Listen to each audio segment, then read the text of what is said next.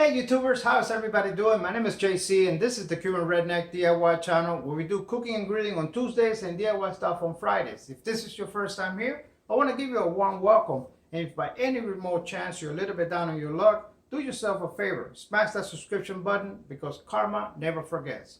So welcome back to the Redneck Cuban Kitchen, where today we have somewhat of an off-topic recipe for the channel. The dish is called mac and beef chili. This is something that I learned while living in Texas, in Houston to be more exact.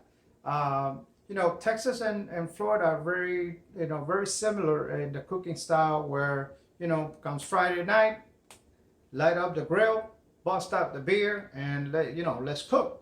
In the Northeast, they do a lot of cooking, but they got snow out of 6 months out of the year, so kind of don't have a lot of choices. In California, they won't dare light up the grill because, oh my God, you're gonna damage the ozone layer. So I don't know what to tell you. Anyhow, this is a very simple dish. It's a one-pot dish, very meaty, very cheesy. It has pasta, but it's not Italian. It's got Cuban seasonings, but it's not Cuban. So I don't know. Check it out.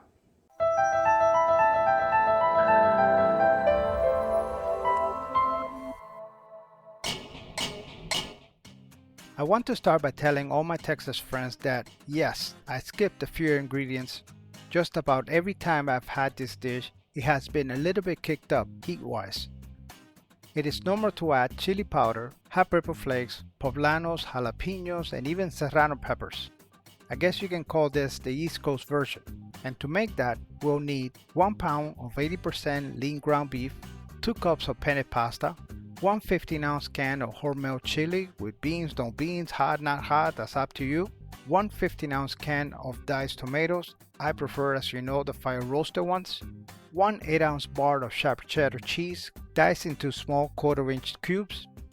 5 or 6 cloves of garlic, 1/4 of an onion, 2 bay leaves, a half a green pepper, 1 tablespoon of salt, black pepper, garlic powder, onion powder, oregano, and cumin, a half a teaspoon of cinnamon, 3 tablespoons of red white vinegar, 16 ounces of water, 16 ounces of pasta sauce, whichever type will do, and 16 ounces of stock. Once again, any type will do. For additional details, please visit my website CubanRedneck.com. If you have watched any of my ground beef videos, you know that I like my ground beef well seasoned. So I will start by depositing the ground beef for our chili into a deep saucepan or pot. Proceed to break it up with a flat-edge spatula, dust the dry spices over it, mix them well, put a lid on the pot, and let it rest on the fridge for at least 2 hours. Overnight is even better. A few hours later, we'll bring it back to the stove, turn the heat into medium-high, add a teaspoon of butter or oil. I just want to get the juices going. Cook that for a few minutes. As the saucepan comes up to temperature, we can then add the onions and the peppers. And as the beef starts to brown, let's turn the stove to high. Add the can of diced tomatoes and wait for it to come back to a boil. Add the water and wait for it to come back to a boil. Add the stock, wait for it to come back to a boil.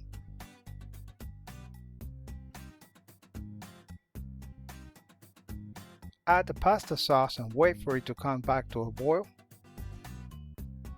Add the can of chili and wait for it to come back to a boil.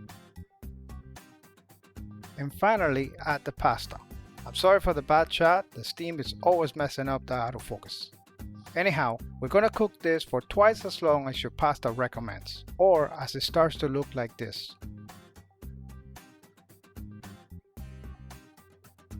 At which time we're gonna add our cheese,